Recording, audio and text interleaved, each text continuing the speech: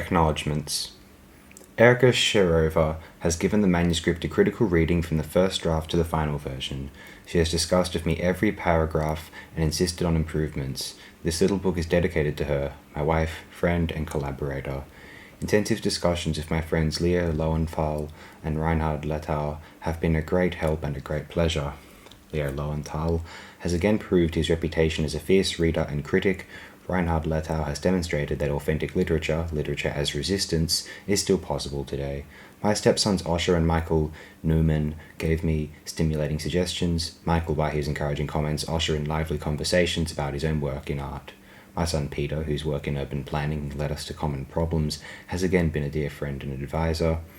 I am particularly grateful to Catherine Asman, who typed about half a dozen versions of this essay and liked it. My debt to the aesthetic theory of Theodore W. Adorno does not require any specific acknowledgement. Preface. This essay seeks to contribute to Marxist aesthetics through questioning its predominant orthodoxy. By orthodoxy, I understand the interpretation of the quality and truth of a work of art in terms of the totality of the prevailing relations of production. Specifically, this interpretation holds that the work of art represents the interests and world outlook of particular social classes in a more or less accurate manner.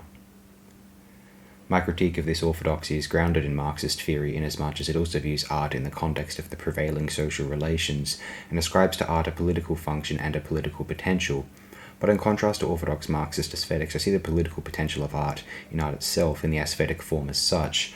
Furthermore, I argue that by virtue of its aesthetic form, art is largely autonomous vis-a-vis the given social relations. In its autonomy, art both protests these relations and at the same time transcends them. Thereby, art subverts the dominant consciousness, the ordinary experience. Some preliminary remarks. Although this essay speaks of art in general, my discussion is essentially focused on literature, primarily the literature of the 18th and 19th centuries. I do not feel qualified to talk about music and the visual arts, although I believe that what holds true for literature, mutatis mutandis, may also apply to these arts. Secondly, in reference to the selection of the works discussed, the objection that I operate with a self-validating hypothesis seems justified. I term those works authentic or great, which fulfill aesthetic criteria previously defined as constitutive of authentic or great art. In defense, I would say that throughout the long history of art, and in spite of changes in taste, there is a standard which remains constant. This standard not only allows us to distinguish between high and trivial literature, opera and operetta, comedy and slapstick, but also between good and bad art within these genres. There is a demonstrable qualitative difference between Shakespeare's comedies and the Restoration comedy, between Goethe's and Schiller's poems, between Balzac's Comédie Humaine and Zola's Rougon Macquart. Art can be called revolutionary in several senses. In a narrow sense, art may be revolutionary if it represents a radical change in style and technique. Such change may be the achievement of a genuine avant-garde, anticipating or reflecting substantial changes in the society at large. Thus, Expressionism and Surrealism anticipated the destructiveness of monopoly capitalism and the emergence of new goals of radical change, but the merely technical definition of revolutionary arts is nothing about the quality of the work, nothing about its authenticity and truth. Beyond this, a work of art can be called revolutionary if, by virtue of the aesthetic transformation, it represents in the exemplary fate of individuals the prevailing unfreedom and the rebelling forces, thus breaking through the mystified and petrified social reality and opening the horizon of change, liberation. In this sense, every authentic work of art would be revolutionary, i.e. subversive of perception and understanding, an indictment of the established reality, the appearance of the image of liberation. This would hold true of the classical drama as well as Brecht's plays, of Goethe's Walver, Weinschaften, as well as Günter Grass's Hundejahr, of William Blake as well as Rimbaud. The obvious difference is that in the representation of the subversive potential is due to the difference in social structure with which these works are confronted, the distribution of oppression among the population, the composition and function of the ruling class, the given possibilities of radical change. These historical conditions are present in the work in several ways, explicitly or as background and horizon, and in the language and imagery, but they are the specific historical expressions and manifestations of the same transhistorical substance of art, its own dimension of truth, protest, and promise. a dimension constituted by the aesthetic form. Thus, Buchner's Wozzeck, Brecht's plays, but also Kafka's and Beckett's novels and stories are revolutionary via virtue of the form given to the content. Indeed, the content and the established reality appears in these works only as estranged and mediated. The truth of art lies in this, that the world really is as it appears in the work of art. This thesis implies that literature is not revolutionary because it is written for the working class or for the revolution. Literature can be called revolutionary in a meaningful sense only with reference to itself as content having become form. The political potential of art lies only in its own aesthetic dimension. Its relation to praxis is inexorably indirect, mediated, and frustrating. The more immediately political the work of art, the more it reduces the power of estrangement and the radical, transcendent goals of change. In this sense, there may be more subversive potential in the poetry of Baudelaire and Rimbaud than in the didactic plays of Brecht. 1. In a situation where the miserable reality can be changed only through radical political praxis, the concern of aesthetics demands justification. It would be senseless to deny the element of despair inherent in this concern. The retreat into a world of fiction where existing conditions are changed and overcome only in the realm of the imagination. However, this purely ideological conception of art is being questioned with increasing intensity. It seems that art expresses a truth, an experience, a necessity which, although not in the domain of radical praxis, are nevertheless essential components of revolution. With this insight, the basic conception of Marxist aesthetics, that is, its treatment of art as ideology, and the emphasis on the class character of art, become again the topic of critical re-examination. This discussion is directed to the following theses of Marxist aesthetics. 1. There is a definite connection between art and the material base, between art and the totality of the relations of production. With the change in production relations, art itself is transformed as part of the superstructure, although, like other ideologies, it can lag behind or anticipate social change. 2. There is a definite connection between art and social class. The only authentic, true, progressive art is the art of an ascending class. It expresses the consciousness of this class. 3. Consequently, the political and the aesthetic, the revolutionary content, and the artistic quality tend to coincide. 4. The writer has an obligation to articulate and express the interests and needs of the ascending class. In capitalism, this would be the proletariat. 5. A declining class or its representatives are unable to produce anything but decadent art. 6. Realism in various senses is considered as the art form which corresponds most adequately to the social relationships, and thus is the correct art form. Each of these theses implies that the social relations of production must be represented in the literary work, not imposed upon the work externally, but a part of its inner logic and the logic of the material. This aesthetic imperative follows from the base superstructure conception. In contrast to the rather dialectical formulations of Marx and Engels, the conception has been made into a rigid schema, a schematization that has had devastating consequences for aesthetics.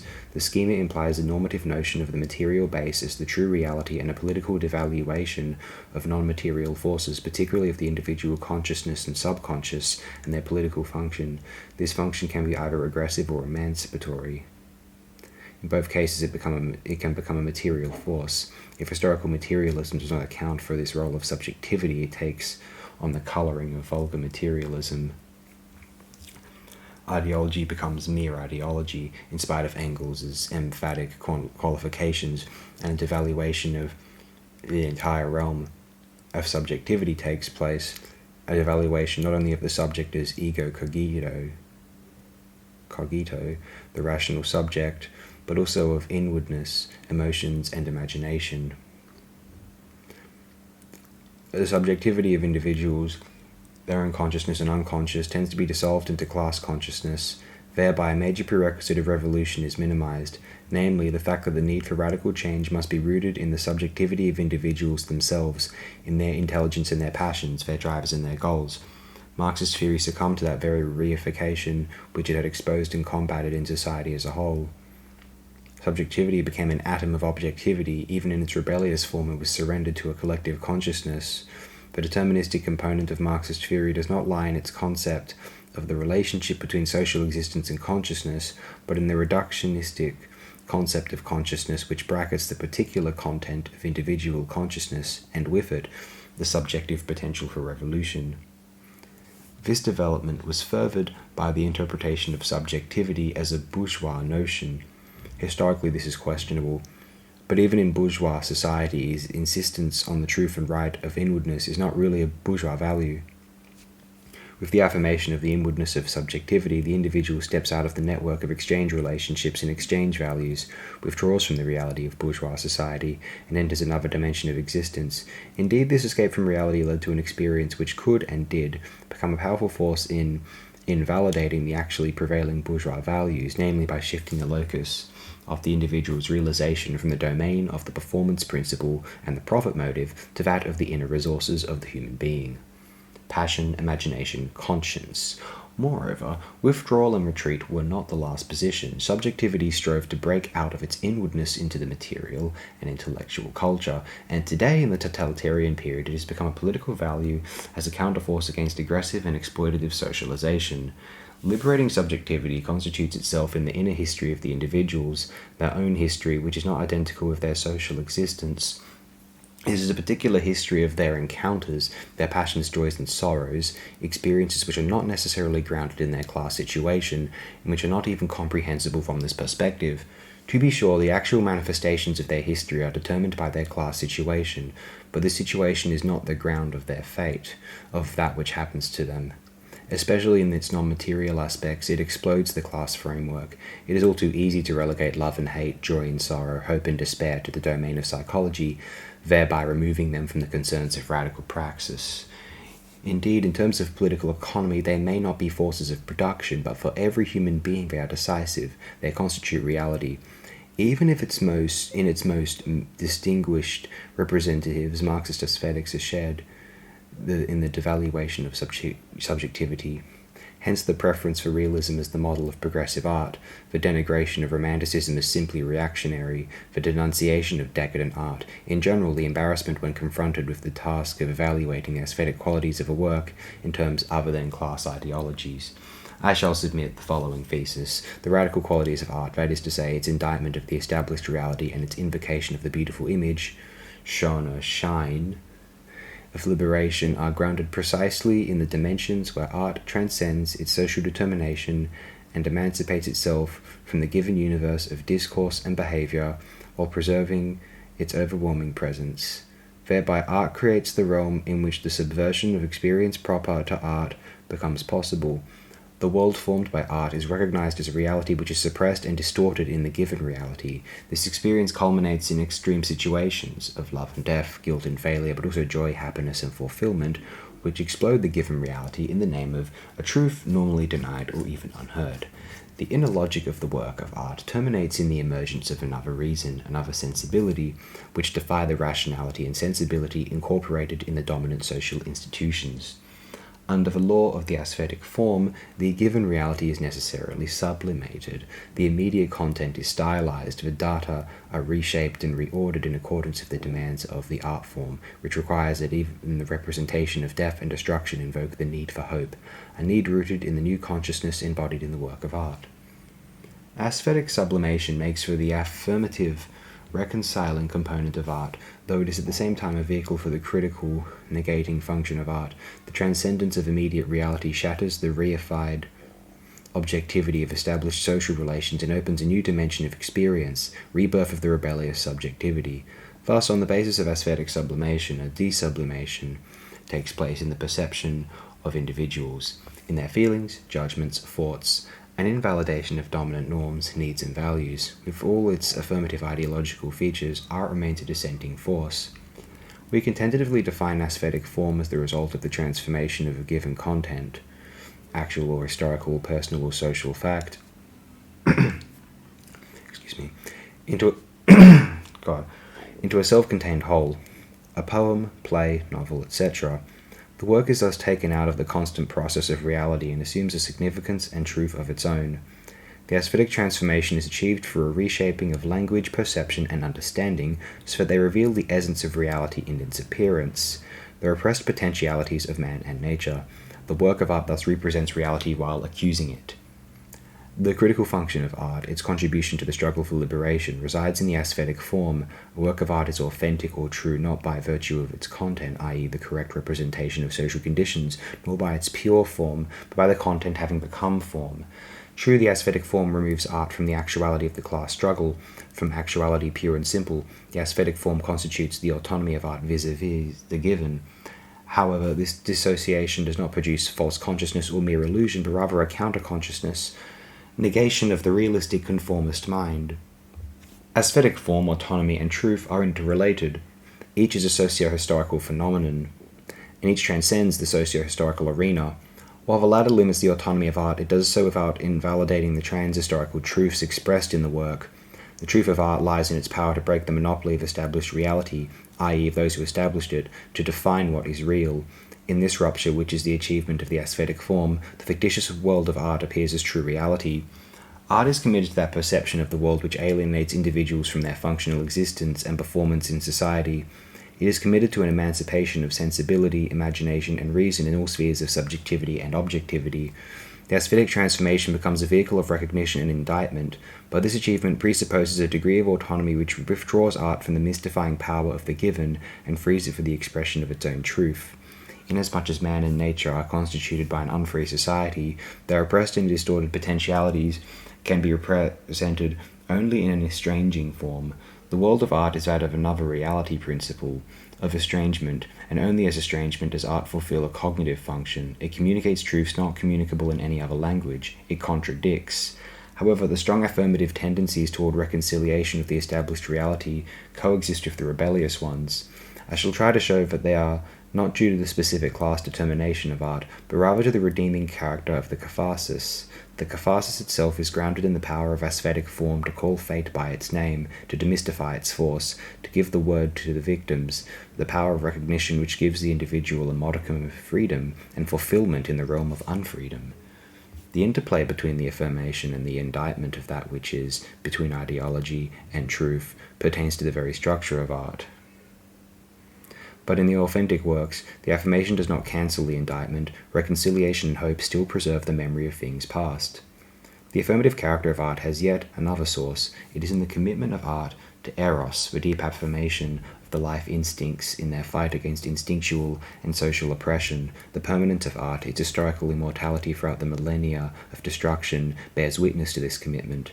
Art stands under the law of the given, while transgressing this law. The concept of art as an essentially autonomous and negating productive force contradicts the notion which sees art as performing an essentially dependent affirmative ideological function, that is to say, glorifying and absolving the existing society.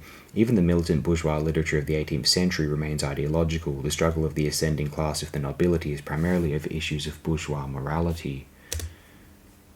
The lower classes play only a marginal role, if any. With a few notable exceptions, this literature is not one of class struggle. According to this point of view, the ideological character of art can be remedied today only by grounding art in revolutionary praxis and in the Weltanschauung of the proletariat. It has often been pointed out that this interpretation of art does not do justice to the views of Marx and Engels. To be sure, even this interpretation admits that art aims at representing the essence of a given reality, not merely its appearance.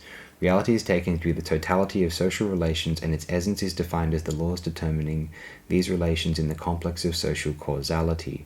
This view demands that the protagonists in a work of art represent individuals as types who in turn exemplify objective tendencies of social development, indeed of humanity as a whole. Such formulations provoke the question whether literature is not hereby assigned a function which could only be fulfilled in the medium of theory. The representation of the social totality requires a conceptual analysis which can hardly be transposed into the medium of sensibility. During the great debate on Marxist aesthetics in the early 30s, Lou Martin suggested that Marxist theory possesses a theoretical form of its own which militates against any attempt to give it an aesthetic form. But if the work of art cannot be comprehended in terms of social theory, neither can it be comprehended in terms of philosophy. In his discussion of Adorno, Lucien Goldman rejects Adorno's claim that in order to understand a literary work, one has to transcend it towards philosophy, philosophical culture, and critical knowledge. Against Adorno, Goldman insists on the concreteness immanent in the world which makes it into an aesthetic totality in its own right. The work of art is a universe of colours, sounds, and words, and concrete characters. There is no death, there is only Phaedra dying. The reification of Marxist aesthetics depreciates and distorts the truth expressed in this universe. It minimizes the cognitive function of art as ideology. for the radical potential of art lies precisely in its ideological character, in its transcendent relation to the basis. Ideology is not always mere ideology, false consciousness, the consciousness and the representation of truths, which appear as abstract in relation to the established process of production, are also ideological functions. Art presents one of these truths. As ideology, it opposes the given society. The autonomy of art contains the categorical imperative: things must change. If the liberation of human beings in nature is to be possible at all, then the social nexus of destruction and submission must be broken. This does not mean that the revolution becomes thematic. On the contrary, in the aesthetically most perfect works, it does not. It seems that in these works, the necessity of revolution is presupposed as the a priori of art, but the revolution is also, as it were, surpassed and questioned as to how far it responds to the anguish of the human being, as to how far it achieves a rupture with the past. Compared with the often one-dimensional optimism of propaganda, art is permeated with pessimism, not seldom intertwined with comedy. Its liberating laughter recalls the danger and the evil that have passed, this time, but the pessimism of art is not counter-revolutionary. It serves to warn against the happy consciousness of radical praxis, as if all of that which art invokes and indicts could be settled through the class struggle. Such pessimism permeates even the literature in which the revolution itself is affirmed, and becomes thematic. Buchner's play The Death of Danton is a classic example. Marxist aesthetics assumes that all art is somehow conditioned by the relations of production, class position, and so on. Its first task, but only its first, is the specific analysis of this somehow, that is to say, of the limits and modes of this conditioning. The question as to whether there are qualities of art which transcend specific social conditions and how these qualities are related to the particular social conditions remains open. Marxist aesthetics has yet to ask, what are the qualities of art which transcend the specific social content and form and give art its universality? Marxist aesthetics must explain why Greek tragedy and the medieval epic, for example, can still be experienced today as great, authentic literature, even though they pertain to ancient slave society and feudalism respectively. Marx's remark at the end of the introduction to the critique of political economy is hardly persuasive. One simply cannot explain the attraction of Greek art for us today as our rejoicing in the unfolding of the social childhood of humanity. However correctly one has analysed a poem, play, or novel in terms of its social content, the questions as to whether the particular work is good, beautiful, and true are still unanswered, but the answers to these questions cannot again be given in terms of the specific relations of production which constitute the historical context of the respective work. The circularity of this method is obvious. In addition, it falls victim to an easy relativism which is contradicted clearly enough by the permanence of certain qualities of art through all changes of style and historical periods: transcendence, estrangement, aesthetic order, manifestations of the beautiful. The fact that a work truly represents the interests or the outlook of the proletariat or of the bourgeoisie does not yet make it an authentic work of art. This material quality may facilitate its reception, may lend it greater concreteness, but it is in no way constitutive. The universality of art cannot be grounded in the world and world outlook of a particular class, for art envisions a concrete universal humanity, Menschlichkeit, which no particular class can incorporate, not even the proletariat, Marx's universal class. The inexorable entanglement of joy and sorrow, celebration and despair, eros and thanatos, cannot be dissolved into problems of class struggle. History is also grounded in nature. A Marxist theory has the least justification to ignore the metabolism between the human being and nature, and to denounce the insistence on this natural soil of society as a regressive ideological conception. The emergence of human beings as species beings, men and women capable of living in that community of freedom, which is the potential of the species, this is the subjective basis of a classless society. Its realization presupposes a radical transformation of the drives and needs of the individuals, an organic development within the socio-historical. So that solidarity would be on weak grounds were it not rooted in the instinctual structure of individuals. In this dimension, men and women are confronted with psychophysical forces which they have to make their own without being able to overcome the naturalness of these forces. This is the domain of the primary drives, of libidinal and destructive energy. Solidarity and community have their basis in the subordination of destructive and aggressive energy to the social emancipation of the life instincts. Marxism has too long neglected the radical political potential of this dimension. though the revolutionizing of the instinctual structure is a prerequisite for a change in the system of needs. The mark of a socialist society is qualitative difference. Class society knows only the appearance, the image of the qualitative difference. This image, divorced from praxis, has been preserved in the realm of art. In the aesthetic form, the autonomy of art constitutes itself. It was forced upon art through the separation of mental and material labor, as a result of the prevailing relations of domination. Disassociation from the process of production became a refuge and a vantage point from which to denounce the reality established through domination. Nevertheless, society remains present in the autonomous realm of art in several ways. First of all, as the stuff for the aesthetic representation which, past and present, is transformed in this representation. This is the historicity of the conceptual, linguistic, and imaginable material which the tradition transmits to the artists and with or against which they have to work. Secondly, as the scope of the actually available possibilities of struggle and liberation. Thirdly, as the specific position of art in the social division of labor, especially in the separation of intellectual and manual labor, through which artistic activity, and to a great extent also its reception, become the privilege of an elite removed from the material process of production. The class character of art consists only in these objective limitations of its autonomy. The fact that the artist belongs to a privileged group negates neither the truth nor the aesthetic quality of his work. What is true of the classics of socialism is true also of the great artists. They break through the class limitations of their family, background, environment. Marxist theory is not family research. The progressive character of art, its contribution to the struggle of liberation, cannot be measured by the artist's origins, nor by the ideological horizon of their class. Neither can it be determined by the presence or absence of the oppressed class in their works. The criteria for the progressive character of art are given only in the work itself as a whole, in what it says and how it says it. In this sense, art is art for art's sake, inasmuch as the aesthetic form reveals tabooed and repressed dimensions of reality, aspects of liberation.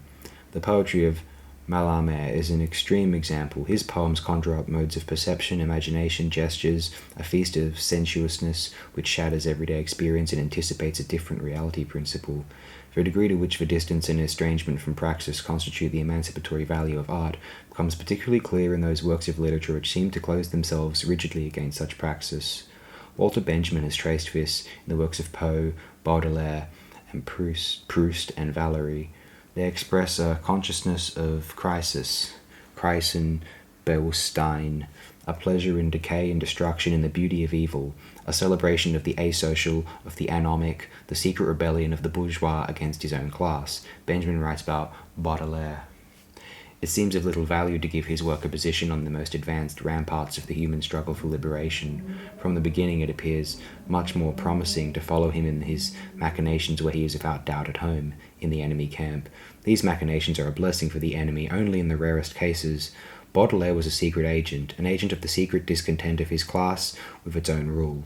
One who confronts Baudelaire with this class gets more out of him than one who rejects him as uninteresting from a proletarian standpoint. The secret protest of this esoteric literature lies in the ingression of the primary erotic destructive forces which explode the normal universe of communication and behavior. They are asocial in their very nature, a subterranean rebellion against the social order. Inasmuch as this literature reveals the dominion of Eros and Thanatos beyond all social control, it invokes needs and gratifications which are essentially destructive. In terms of political praxis, this literature remains elitist and decadent. It does nothing in the struggle for liberation except to open the tabooed zones of nature and society in which even death and the devil are enlisted as allies in the refusal to abide by the law and order of repression. This literature is one of the historical forms of critical aesthetic transcendence. Art cannot abolish the social division of labor, which makes for its esoteric character, but neither can art popularize itself without weakening its emancipatory impact. Art's separation from the process of material production has enabled it to demystify the reality reproduced in this process.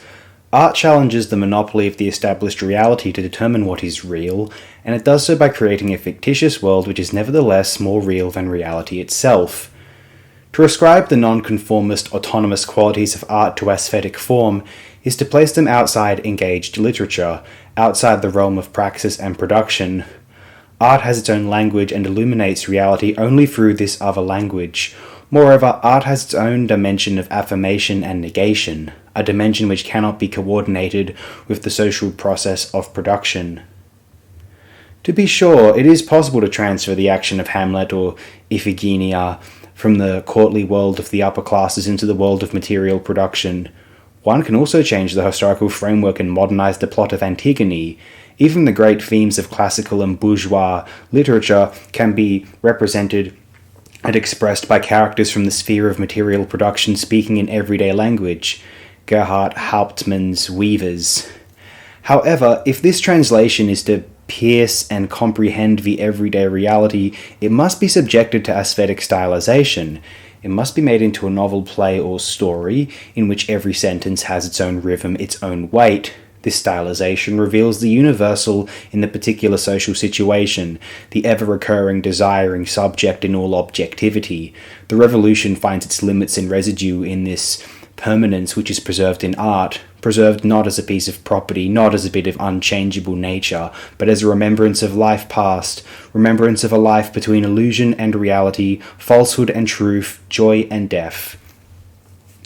The specific social denominator, that which is dated in a work of art and surpassed by historical development, is the milieu, the Lebenswelt of the protagonists. It is precisely this Lebenswelt which is transcended by the protagonists, as Shakespeare's and Racine's princes transcend the courtly world of absolutism, as Stendhal's burghers transcend the bourgeois world, and Brecht's poor that of the proletariat. This transcendence occurs in the collision with their Lebenswelt, through events which appear in the context of particular social conditions while simultaneously revealing forces not attributable to these specific conditions. Dostoevsky's The Humiliated and the Offended, Victor Hugo's Les Miserables suffer not only the injustice of a particular class society, they suffer the inhumanity of all times. They stand for humanity as such. The universal that appears in their fate is beyond that of class society. In fact, the latter is itself part of a world in which nature explodes the social framework. Eros and Thanatos assert their own power in and against the class struggle. Clearly, the class struggle is not always responsible for the fact that the lovers do not remain together. The convergence of fulfillment and death preserves its real power despite all romantic glorification and sociological explanation. The inexorable human entanglement in nature sustains its own dynamic in the given social relations and creates its own metasocial dimension. Great literature knows a guiltless guilt which finds its first authentic expression in Oedipus Rex. Here is the domain of that which is changeable and that which is not. Obviously, there are societies in which people no longer believe in oracles, and there may be societies in which there is no incest taboo, but it is difficult to imagine a society which has abolished what is called chance or fate, the encounter at the crossroads, the encounter of the lovers, but also the encounter with hell. Even in a technically all but perfect totalitarian system, only the forms of fate would change. Machines would operate not only as engines of control, but also as engines of fate, which would continue to show its force in the residue of still unconquered nature. Nature entirely controlled would deprive the machines of their stuff, their matter, on whose brute objectivity and resistance they depend.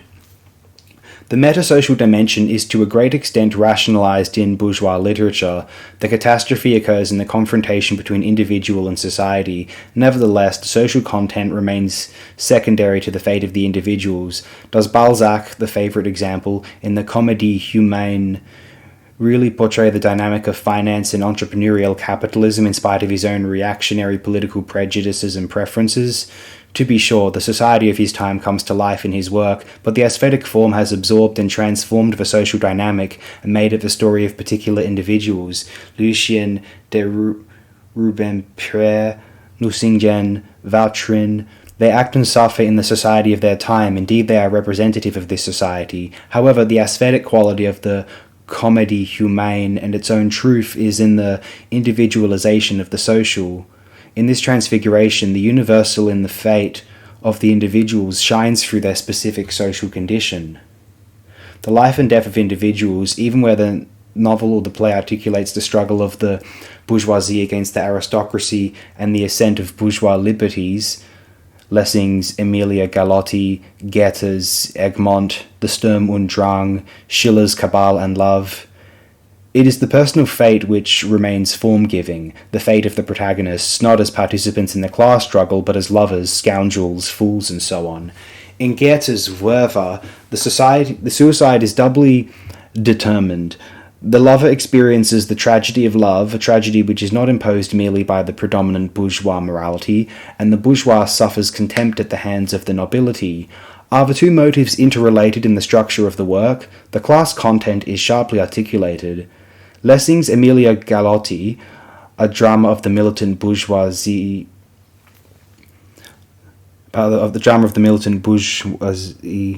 lies open on the table in the room where Werther commits suicide. But the work as a whole is so much the story of the lovers and their own world that the bourgeois elements remain episodic. The privatization of the social, the sublimation of reality, the idealization of love and death are often branded by Marxist aesthetics as conformist and repressive ideology. It condemns the transformation of social conflicts into personal fate, the abstraction from the class situation, the elitist character of the problems, the illusionary autonomy of the protagonists. Such condemnation overlooks the critical potential which asserts itself precisely in the sublimation of the social content. Two worlds collide, each of which has its particular truth. Fiction creates its own reality, which remains valid even when it is denied by the established reality. The right and wrong of individuals confront social right and wrong. Even in the most political works, this confrontation is not solely a political one, or rather the particular social confrontations are built into the play of metasocial forces between individual and individual, male and female, humanity and nature. The change in the mode of production would not cancel this dynamic. A free society could not socialize these forces, though it could emancipate individuals from their blind subjection to them. History projects the image of a new world of liberation. Advanced capitalism has revealed real possibilities of liberation which surpass all traditional concepts. These possibilities have raised again the idea of the end of art. The radical possibilities of freedom, concretized in the emancipatory potential of technical progress, seem to make the traditional function of art obsolete, or at least to abolish it as a special branch of the division of labour through the reduction of the separation between mental and manual labour. The images shine of the beautiful and of fulfillment would vanish when they are no longer denied by the society. In a free society, the images become aspects of the real.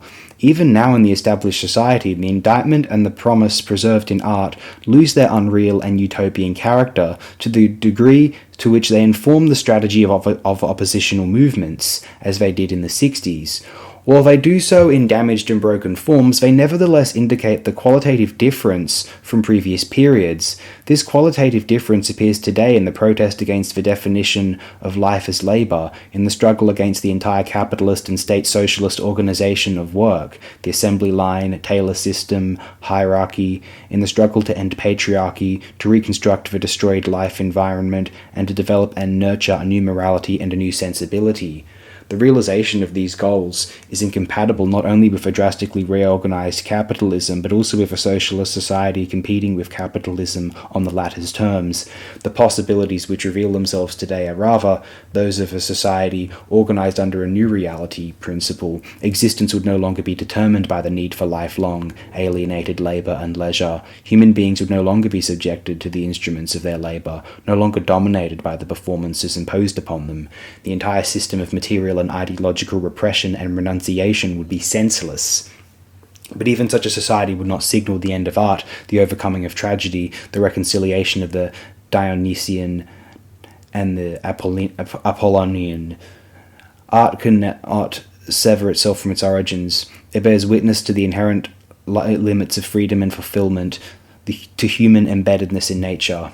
In all its ideality, art bears witness to the truth of dialectical materialism, the permanent non-identity between subject and object, individual and individual. By virtue of its trans-historical universal truths, art appeals to a consciousness which is not only that of a particular class, but that of human beings as species beings, developing all their life-enhancing faculties. Who is the subject of this consciousness? For Marxist aesthetics, this subject is the proletariat, which, as particular class, is the universal class. The emphasis is on the particular. The proletariat is the only class in capitalist society which has no interest in the preservation of the existing society. The proletariat is free from the values of this society, and thus free for the liberation of all mankind. According to this conception, the consciousness of the proletariat would also be the consciousness that validates the truth of art. This fury corresponds to a situation which is no longer, or not yet, that prevailing in the advanced capitalist countries. Lucian Goldman has stated the central problem of Marxist aesthetics is the period of advanced capitalism. If the proletariat is not the negation of the existing society, but to a great extent integrated into it, then Marxist aesthetics is confronted with a situation where authentic forms of cultural creations exist, for they cannot be attached to the consciousness, even a potential one, of a particular social group. The decisive question, therefore, is how the link is made between the economic structures and literary manifestations in a society where this link occurs outside the collective consciousness, i.e., without being grounded in a progressive class consciousness, without expressing such consciousness. Adorno answered, "In such a situation, the autonomy of art asserts itself in extreme form, as uncompromising estrangement, to both the integrated consciousness and also to reified Marxist aesthetics. The estranged works may well appear as elitist or as symptoms of decadence, but they are nevertheless authentic forms of contradictions, indicting the totality of a society which draws everything, even the estranging works, into its purview. This does not invalidate their truth nor deny their promise. To be sure, the economic structures assert themselves. They determine the use value and with it the exchange value of the works, but not what they are and what they say. Goldman's text refers to a specific historical condition, the integration of the proletariat under advanced monopoly capitalism. But even if the proletariat were not integrated, its class consciousness would not be the privileged or the sole force which could preserve and reshape the truth of art.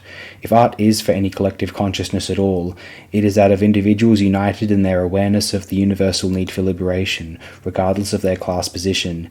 Nietzsche's Zarathustra dedication, für all und keinen, for all and none, may apply also to the truth of art. Advanced capitalism constitutes class society as a universe administered by a corrupt and heavily armed monopolistic class. To a large extent, this totality also includes the socially coordinated needs and interests of the working class. If it is at all meaningful to speak of a mass space for art in capitalist society, this would refer only to pop art and bestsellers. In the present, the subject to which authentic art appeals is socially anonymous. It does not coincide with the potential subject of revolutionary practice. And the more the exploited classes, the people, succumb to the powers that be, the more will art be estranged from the people. Art can preserve its truth. It can make conscious the necessity of change, only when it obeys its own law as against that of reality. Brecht, not exactly a partisan of the autonomy of art, writes, "A work which does not exhibit its sovereignty vis-a-vis reality, and which does not bestow sovereignty upon the public vis-a-vis reality, is not a work of art." But what appears in art as remote from the praxis of change demands recognition as a necessary element in a future praxis of liberation, as the science of the beautiful, the science of redemption and fulfillment. Art cannot change the world, but it can contribute to changing the consciousness and drives of the men and women who could change the world. The movement of the 60s tended toward a sweeping transformation of subjectivity and nature, of sensibility, imagination, and reason. It opened a new vista of things, an ingression of the superstructure into the base. Today the movement is encapsulated, isolated, and defensive, and an embarrassed leftist bureaucracy is quick to condemn the movement as impotent, intellectual elitism. Indeed, one prefers the safe regression to the collective father figure of a proletariat which is, understandably, not very interested in these problems. One insists on the commitment of art to a proletarian Weltanschauung oriented toward the people. Revolutionary art is supposed to speak the language of the people. Brecht wrote in the 30s, "There is only one ally against the growing barbarism, the people who suffer so much under it. Only from them can we expect something." Therefore it is incumbent upon the writer to turn to the people. And it is more necessary than ever to speak their language. Sartre shares these sentiments. The intellectual must regain as fast as possible the place that awaits him among the people. But who are the people? Brecht gave gives a very stringent definition. The people who not only participate fully in the development, but actually usurp it, force it, determine it. We envision a people which makes history, which changes the world and itself. We have a fighting people before our eyes. But in the advanced capitalist countries, this part of the people is not the people, not the large mass of the dependent population. Rather, the people as defined by Brecht would be a minority of the people opposed to this mass, a militant minority.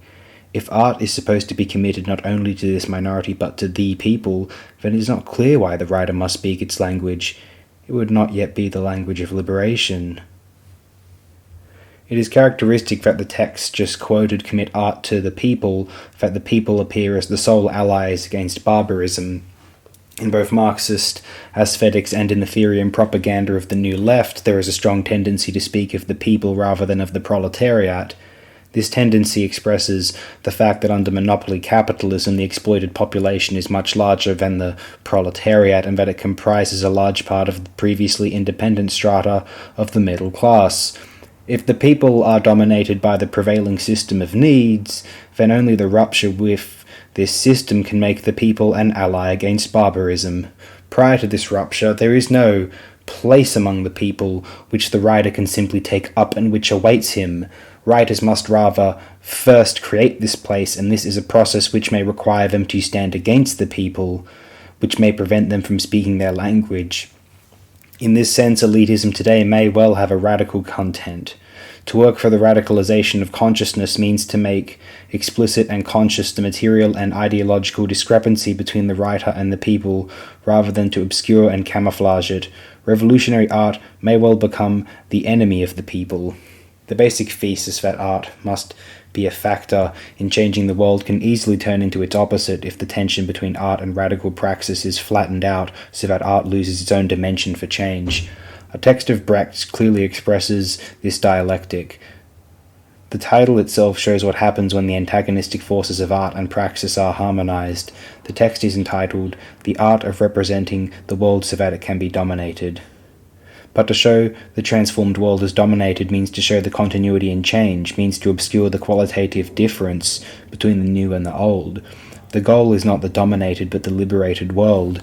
As if in recognition of this fact, Brecht's text begins, "People who want to show the world as a possible object of domination are well advised at the outset not to speak of art, not to recognize the laws of art, not to aim at art."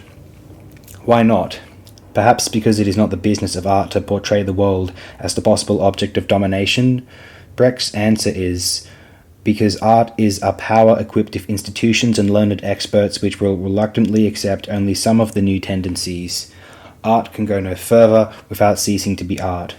Nevertheless, says Brecht, our philosophers do not have to forego entirely using the offices of art, because it will undoubtedly be an art to represent the world so that it can be dominated. The essential tension between art and praxis is thus solved through the masterful play on the dual meaning of art as aesthetic form and as technique. The necessity of the political struggle was from the beginning a presupposition of this essay. It is a truism that this struggle must be accompanied by a change of consciousness. But it must be recalled that this change is more than development of political consciousness, that it aims at a new system of needs. Such a system would include a sensibility, imagination, and reason emancipated from the rule of exploitation. This emancipation, and the ways toward it, transcend the realm of propaganda. They are not adequately translatable into the language of political and economic strategy. Art is a productive force qualitatively different from labor. Its essentially subjective qualities assert themselves against the hard objectivity of the class struggle. The writers who, as artists, identify themselves with the proletariat still remain outsiders, no matter how much they renounce the aesthetic form in favor of direct expression and communication. They remain outsiders not because of their non-proletarian background, their remoteness from the process of material production, their elitism, and so on, but because of the essential transcendence of art which makes the conflict between art and political praxis inevitable. Surrealism in its revolutionary period testified to this inherent conflict between art and political realism. The possibility of an alliance between the people and art presupposes that the men and women administered by monopoly capitalism unlearn the language, concepts, and images of this administration, but they experience the dimension of qualitative change, for they reclaim their subjectivity, their inwardness. Marxist literary criticism often displays scorn for inwardness, for the dissection of the soul in bourgeoisie literature, a scorn which Brecht interpreted as a sign of revolutionary consciousness, but this attitude is not too remote from the scorn of the capitalists for an unprofitable dimension of life. If subjectivity is an achievement of the bourgeois era, it is at least an antagonistic force in capitalist society. I have pointed out that the same applies to the critique of the individualism of bourgeois literature offered by Marxist aesthetics. To be sure, the concept of the bourgeois individual has become the ideological counterpoint to the competitive economic subject and the authoritarian head of the family. To be sure, the concept of the individual as developing freely in solidarity with others can become a reality only in a socialist society, but the fascist period and monopoly capitalism have decisively changed the political value of these concepts. The flight into inwardness and the insistence on a private sphere may well serve as bulwarks against a society which administers all dimensions of human existence. Inwardness and subjectivity may well become the inner and outer space for the subversion of experience, for the emergence of another universe. Today, the rejection of the individual as a bourgeois concept recalls and presages fascist undertakings. Solidarity and community do not mean absorption of the individual. They rather originate in autonomous individual decision. They unite freely associated individuals, not masses. If the subversion of experience proper to art and the rebellion against the established reality principle contained in this subversion cannot be translated into political praxis, and if the radical potential of art lies precisely in this non-identity, then the question arises: how can this potential find valid representation in a work of art, and how can it become a factor in the transformation of consciousness? How can art speak the language of a radically different experience? How can it represent the qualitative difference? How can art invoke images and needs of liberation, which reach into the depth dimension of human existence? How can it articulate the experience not only of a particular class, but of all the oppressed? The qualitative difference of art does not constitute itself in the selection of a particular field where art could preserve its autonomy, nor would it do to seek out a cultural area not yet occupied by the established society. Attempts have been made to argue that pornography and the obscene are islands of nonconformist communication, but such privileged areas do not exist. Both obscenity and pornography have long since been integrated. As commodities, they too communicate the repressive whole. Neither is the truth of art a matter of style alone. There is in art an abstract, illusory autonomy, private arbitrary invention of something new, a technique which remains extraneous to the content, or technique without content, form without matter. Such empty autonomy robs art of its own concreteness, which pays tribute to that which is, even in its negation. In its very elements, word, colour, tone, art depends on the transmitted cultural material. Art shares it with the existing society. And no matter how much art overturns the ordinary meanings of words and images, the transfiguration is still that of a given material. This is the case even when the words are broken, when new ones are invented. Otherwise all communication would be severed. This limitation of aesthetic autonomy is the condition under which art can become a social factor. In this sense, art is inevitably part of that which is, and only as part of that which is does it speak against that which is. This contradiction is preserved and resolved, aufgehoben, in the aesthetic form which gives the familiar content and the familiar experience the power of estrangement, and which leads to the emergence of a new consciousness and a new perception. Aesthetic form is not opposed to content, not even dialectically. In the work of art, form becomes content and vice versa. The price of being an artist is to experience that which all non-artists call form, as content, as the real thing, die Sache selbst. Then however one belongs to an inverted world, because now the content, our own life included, becomes something merely formal. A play, a novel, become literary works by virtue of the form which incorporates and sublimates the stuff. The latter may be the starting point of aesthetic transformation. It may contain the motive of this transformation. It may be class-determined. But in the work, this stuff, divested of its immediacy, becomes something qualitatively different, part of another reality. Even where a fragment of reality is left untransformed, for example, quoted phrases from a speech by Robespierre, the content is changed by the work as a whole. Its meaning can even be turned into its opposite. The tyranny of form, in an authentic work, a necessity prevails which demands that no line, no sound could be replaced, in the optimal case, which doesn't exist. This inner necessity, the quality which distinguishes authentic from inauthentic works, is indeed tyranny inasmuch as it suppresses the immediacy of expression. But what is here suppressed is false immediacy, false to the degree to which it drags along the unreflected, mystified reality. In defense of aesthetic form, Brecht notes in 1921, "I observe that I am beginning to become a classic. Those extreme forced efforts of expressionism to spew forth with all means certain, banal or soon to be banal, content. One blames the classics for their service to form and overlooks that it is the form which is the servant here." Brecht connects the destruction of form with banalization. To be sure, this connection does not do justice to expressionism, most of which was by no means banal, but Brecht's verdict recalls the essential relation between aesthetic form and the estrangement effect. The deliberately formless expression banalizes, inasmuch as it obliterates the opposition to the established universe of discourse, an opposition which is crystallized in the aesthetic form. The submission to aesthetic form is the vehicle of the nonconformist sublimation, which accompanies the desublimation described earlier, see page 7 above. Their unity constitutes itself in the work. The ego and the id, instinctual goals and emotions, rationality and imagination are withdrawn from their socialization by a repressive society and strive toward autonomy, albeit in a fictitious world, but the encounter with the fictitious world restructures consciousness and gives sensual representation to a counter-societal experience. The aesthetic sublimation thus liberates and validates childhood and adult dreams of happiness and sorrow.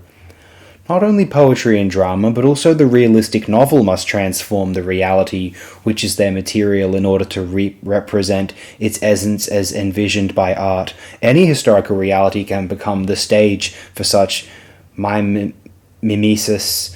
The only requirement is that it must be stylized, subjected to aesthetic formation, and precisely this stylization allows the transvaluation of the norms of the established reality principle. Desublimation on the basis of the original sublimation, dissolution of the social taboos, of the social management of eros and thanatos.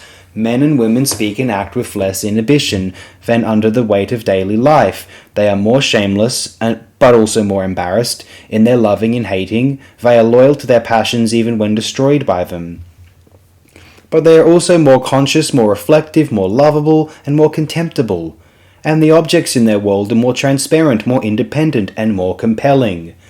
Mimesis is representation for estrangement, subversion of consciousness. Experience is intensified to the breaking point.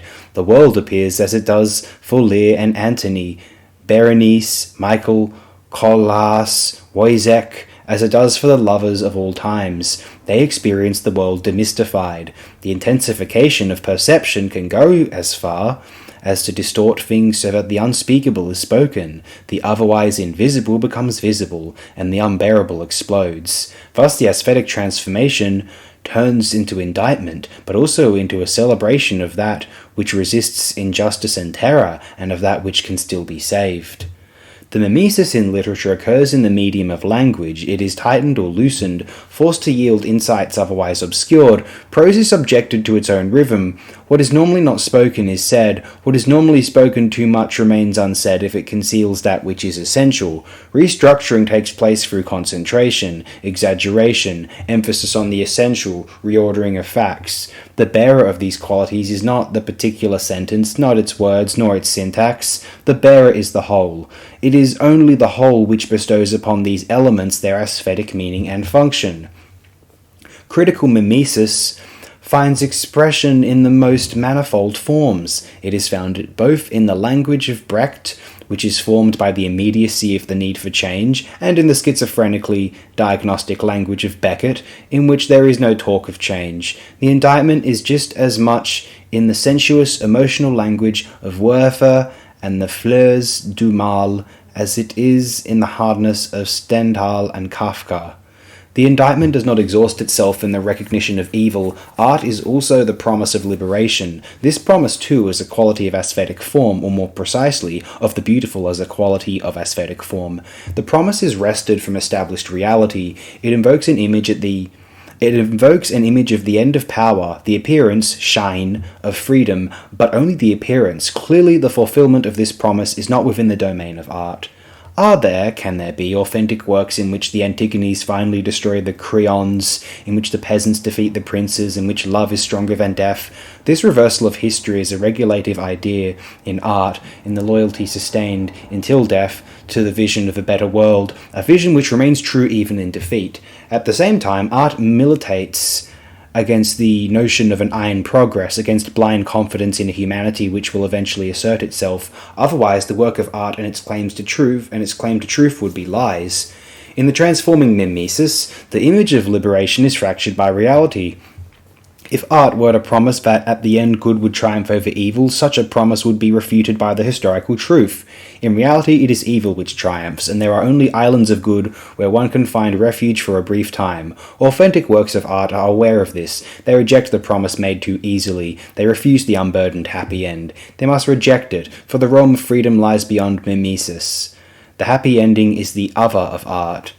Where it nevertheless appears, as in Shakespeare, as in Goethe's Iphigenie, as in the finale of Figaro or Falstaff, as in Proust, it seems to be denied by the work as a whole. In Faust, the happy end is only and merely in heaven, and the great comedy cannot free itself from the tragedy which it attempts to banish.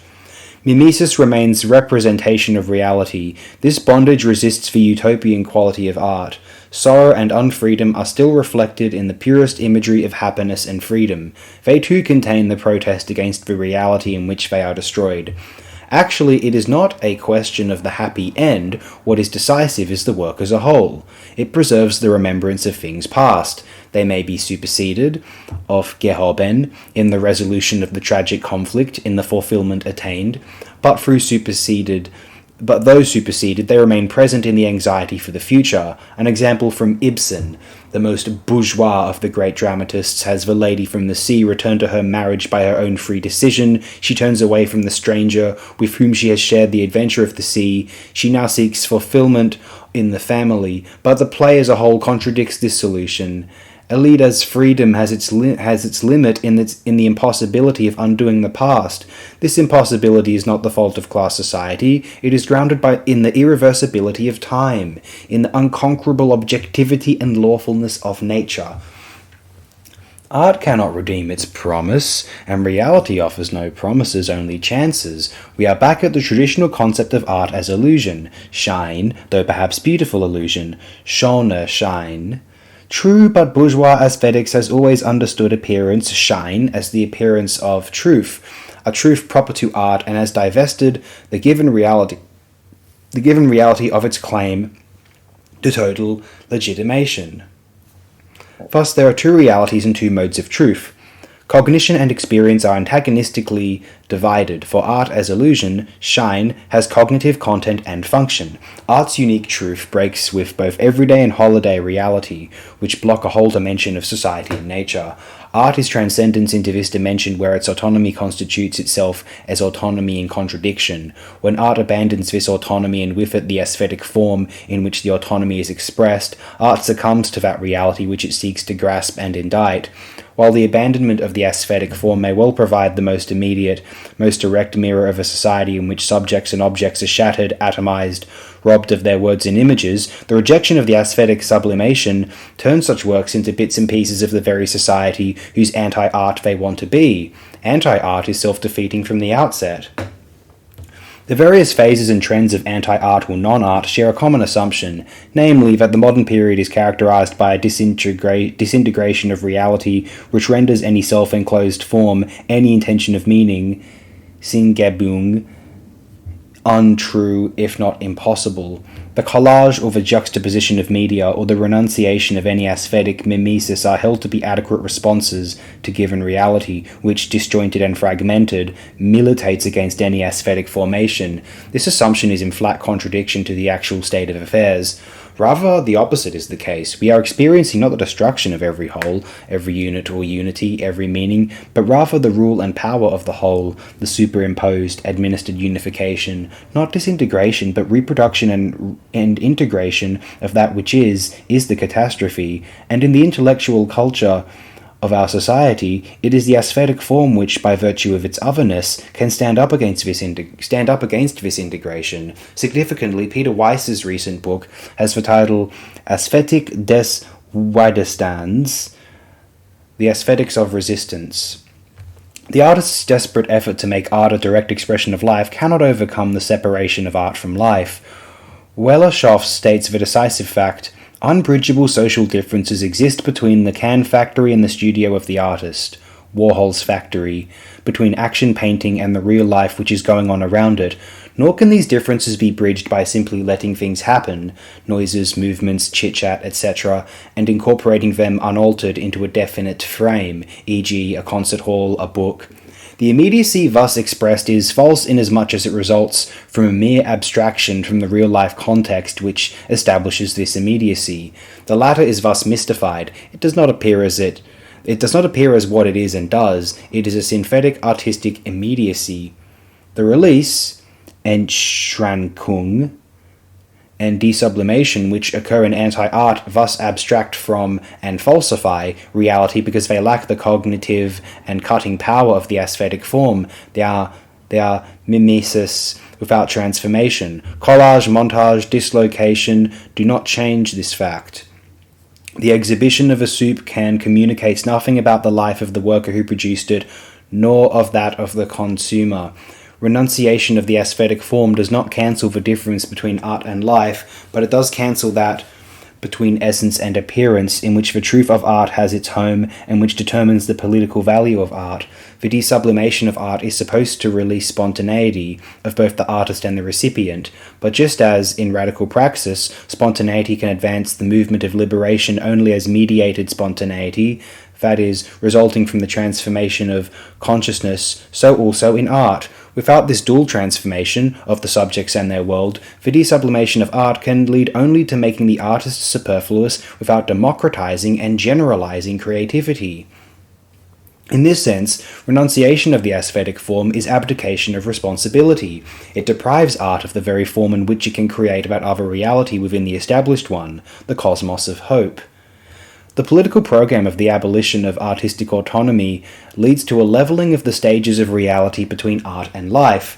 It is only this surrender of its autonomous status which enables art to infiltrate the ensemble of use values. This process is ambivalent.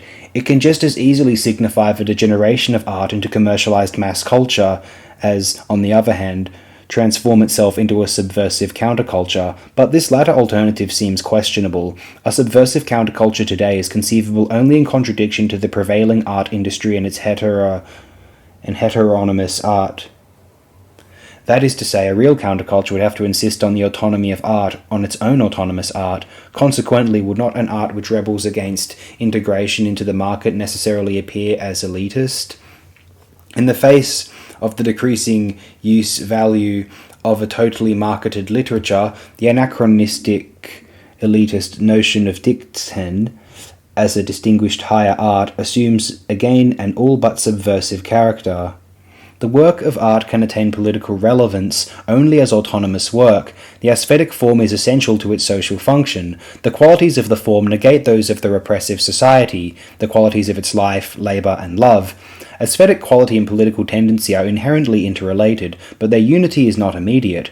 Walter Benjamin formulated the inner relation between tendency and quality in the thesis, "The tendency of a literary work can be politically correct only if it is also correct by literary standards." This formulation rejects clearly enough vulgar Marxist aesthetics, but it does not solve the difficulty implied in Benjamin's concept of literary correctness, namely his identification of literary and political quality in the domain of art. This identification harmonizes the tension between literary form and political content. The perfect literary form transcends correct political tendency. The unity of tendency and quality is antagonistic.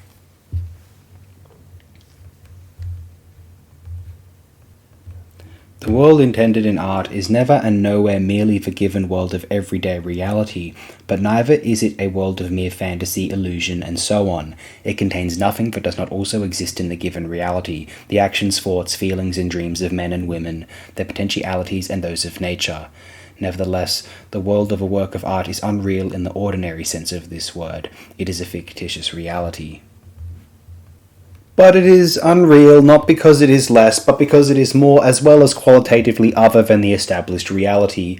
As fictitious world, as illusion, shine. It contains more truth than does everyday reality, for the latter is mystified in its institutions and relationships, which make necessity into choice and alienation into self-realization. Only in the illusory world do things appear as what they are and what they can be. By virtue of this truth, which art alone can express in sensuous representation, the world is inverted. It is the given reality, the ordinary world, which now appears untrue, as false, as deceptive reality. The world of art as the appearance of truth, the everyday reality is untrue delusion. This thesis of idealistic aesthetics has found scandalizing formulations. The entire sphere of the empirical inner and outer reality is to be called, in a stronger sense than that reserved for art, the world of mere illusion and a bitterer deception, rather than the world of reality. True reality is to be found only beyond the immediacy of sensation and of external objects. Dialectical logic may provide meaning and justification for these claims. They have their materialistic truth in Marx's analysis of the divergence of essence and appearance in capitalist society. But in the confrontation between art and reality, they become mockery. Auschwitz and Millet, the torture, starvation, and dying. Is this entire world supposed to be mere illusion and bitterer deception?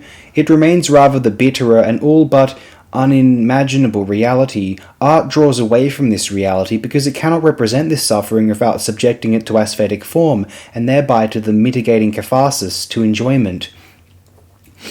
Art is inexorably infested with this guilt, yet this does not release art from the necessity of recalling again and again that which can survive even Auschwitz and perhaps one day make it impossible. If even this memory were to be silenced, If even this memory were to be silenced, then the end of art would indeed have come. Authentic art preserves this memory in spite of and against Auschwitz. This memory is the ground in which art has always originated, this memory and the need to create images of the possible other. Deception and illusion have been qualities of established reality throughout recorded history, and mystification is a feature not only of capitalist society. The work of art, on the other hand, does not conceal that which is. It reveals. The possible other which appears in art is transhistorical inasmuch as it transcends any and every specific historical situation. Tragedy is always and everywhere, while the satyr play follows it always and everywhere. Joy vanishes faster than sorrow.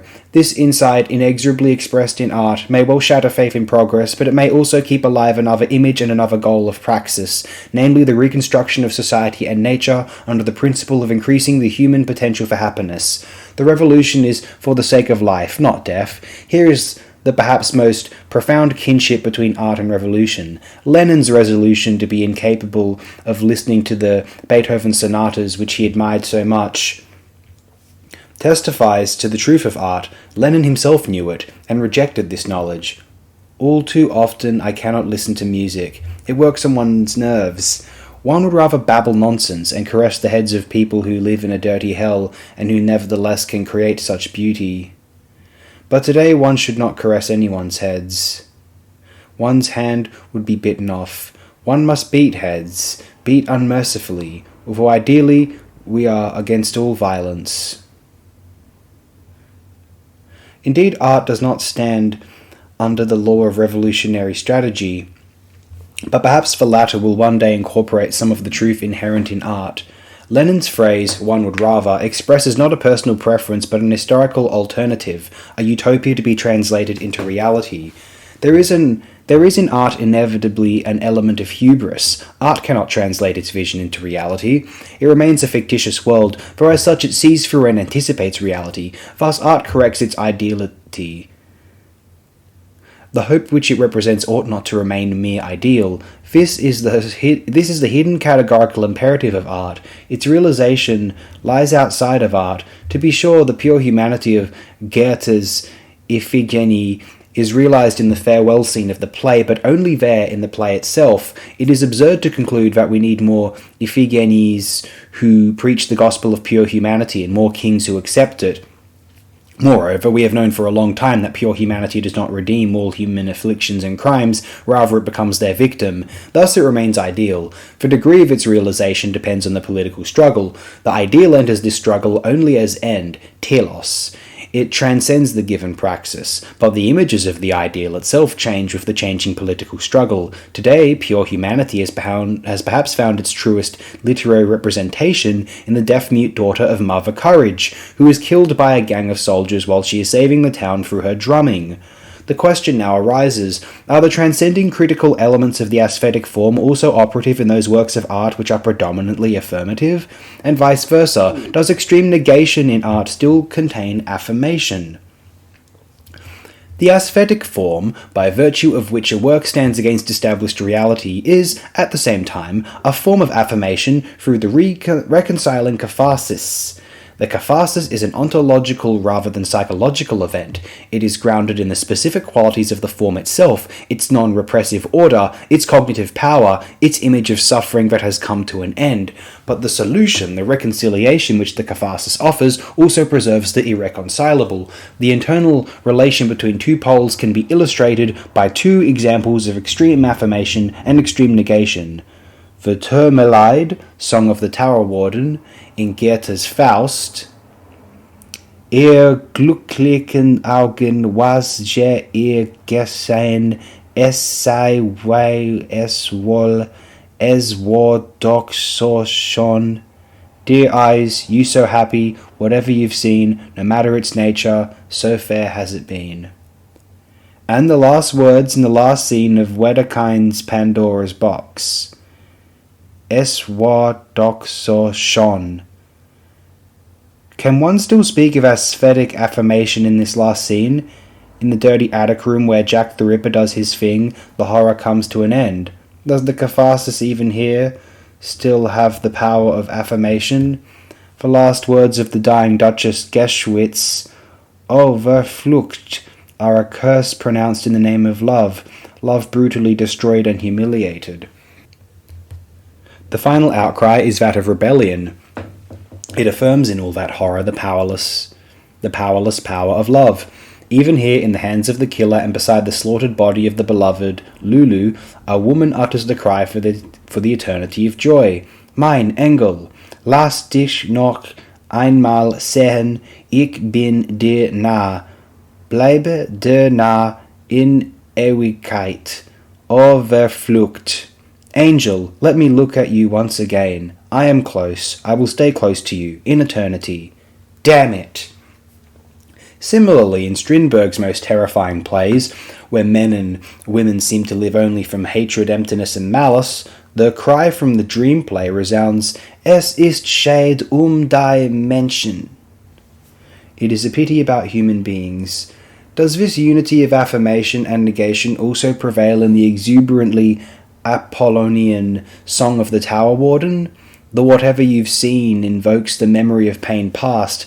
Happiness has the last word, but it is a word of remembrance, and in the last line the affirmation carries a tone of sorrow and of defiance. In his analysis of Goethe's poem Über allen Gipfeln, Adorno has shown how the highest literary form preserves the memory of anguish in the moment of peace.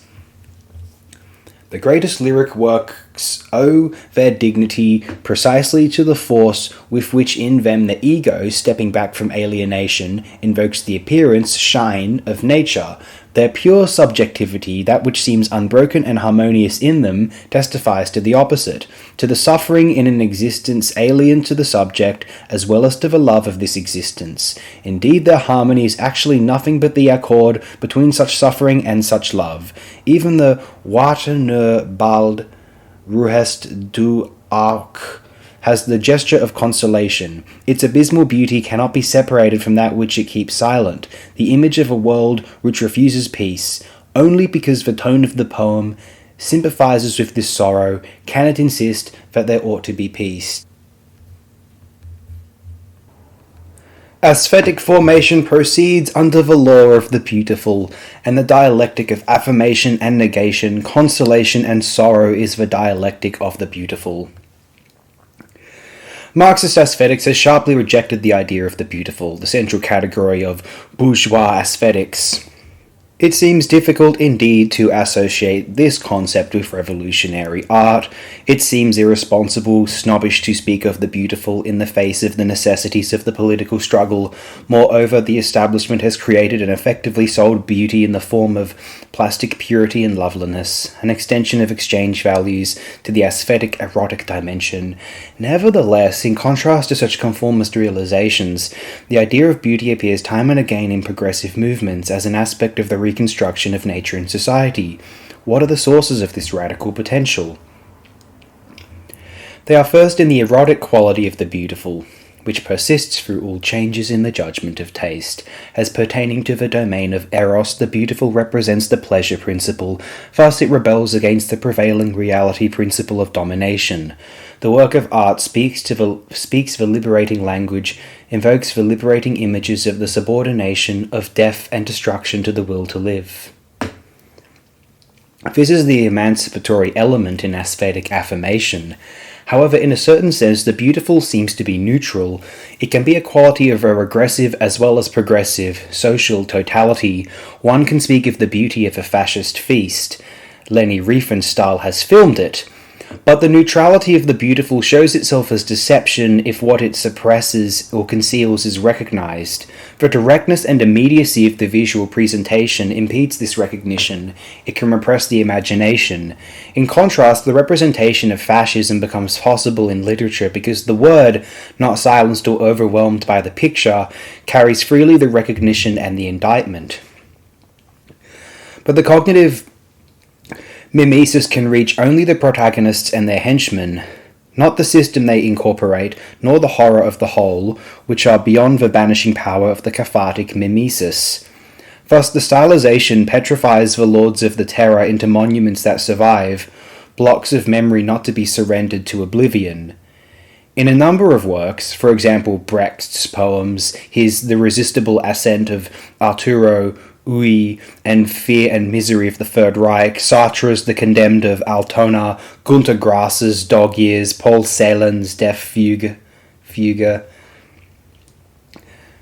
The transforming mimesis terminates in the recognition of the infamous reality of fascism, in its daily concreteness underneath its world historical appearance, and this recognition is a triumph.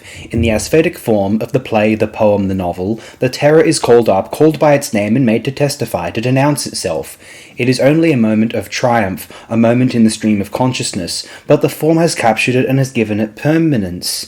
By virtue of this achievement of mimesis, these works contain the quality of beauty in its perhaps most sublimated form as political eros.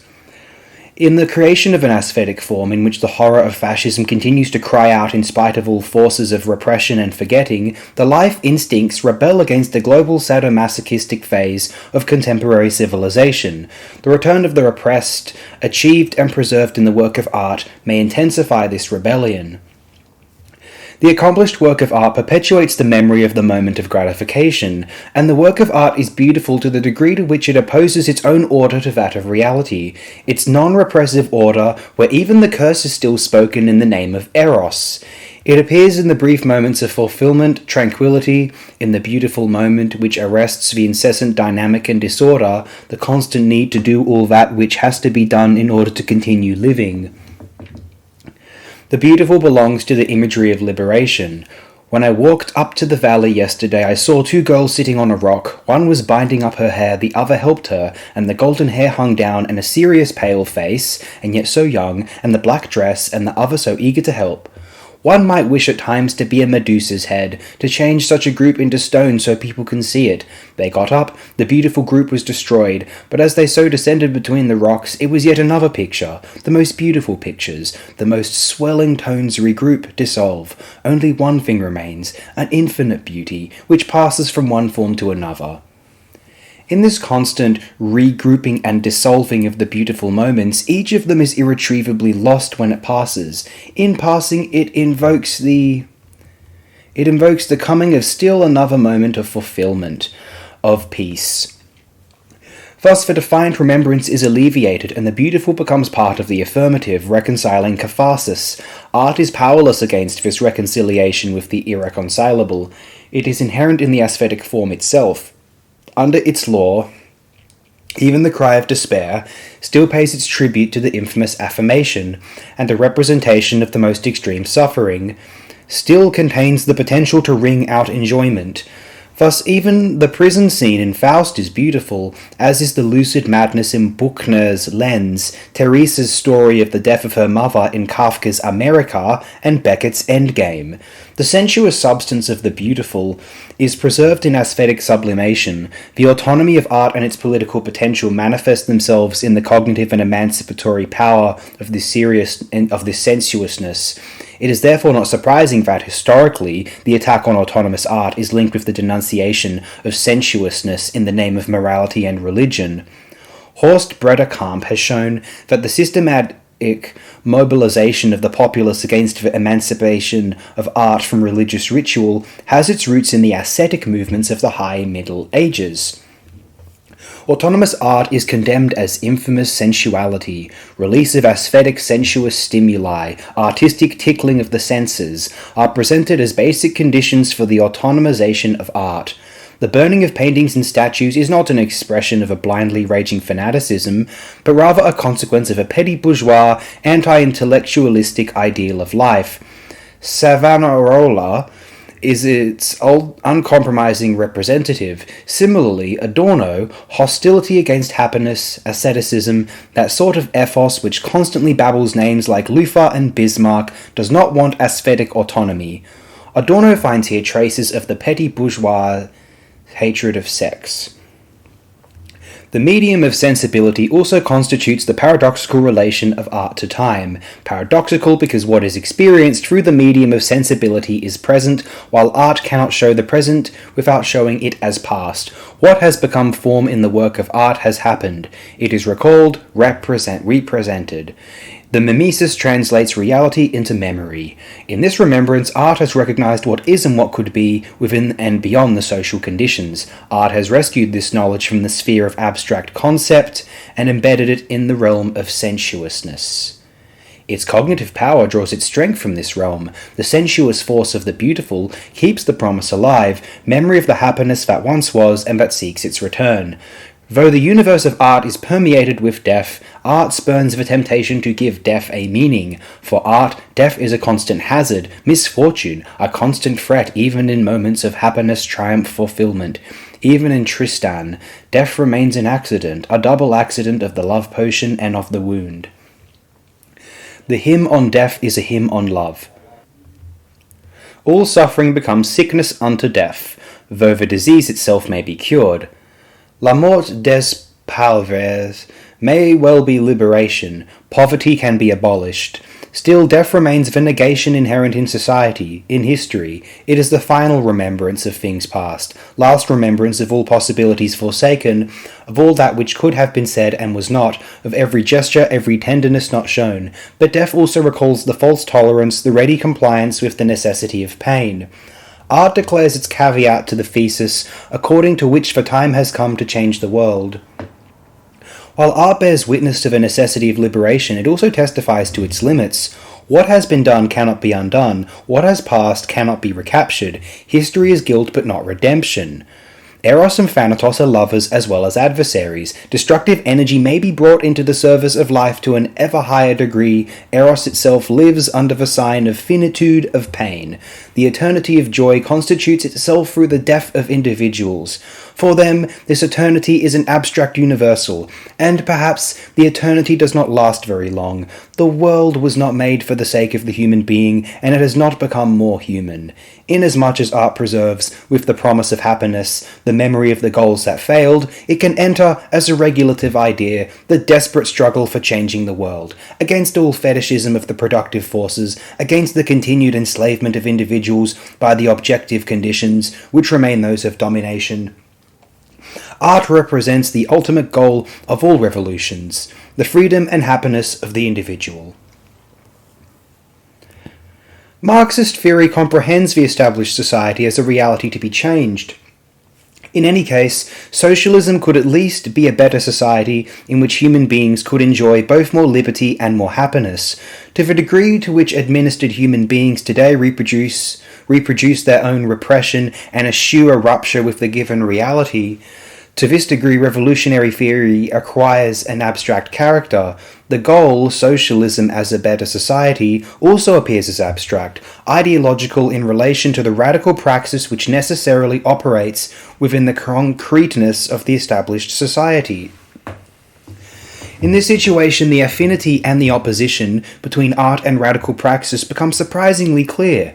Both envision a universe which, while originating in the given social relationships, also liberates individuals from these relationships.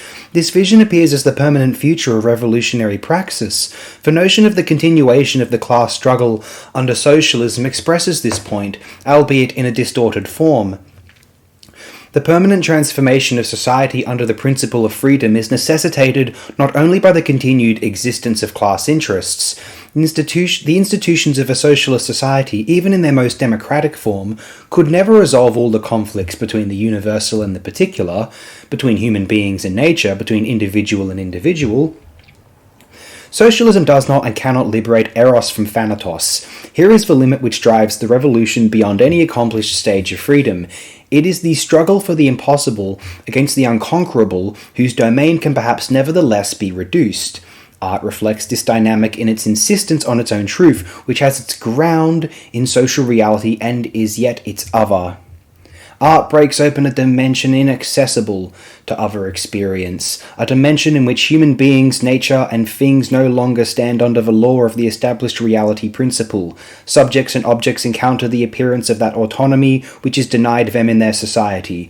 The encounter with the truth of art happens in the estranging language and images which make perceptible, visible, and audible that which is no longer, or not yet, perceived, said, and heard in everyday life. The autonomy of art reflects the unfreedom of individuals in the unfree society. If people were free, then art would be the form and expression of their freedom. Art remains marked by unfreedom. In contradicting it, art achieves its autonomy. The nomos which art obeys is not that of the established reality principle, but of its negation. But mere negation would be abstract, the bad utopia. Utopia in great art is never the simple negation of the reality principle, but its transcending preservation. Aufhebung, in which past and present cast their shadow on fulfillment. The authentic utopia is grounded in recollection.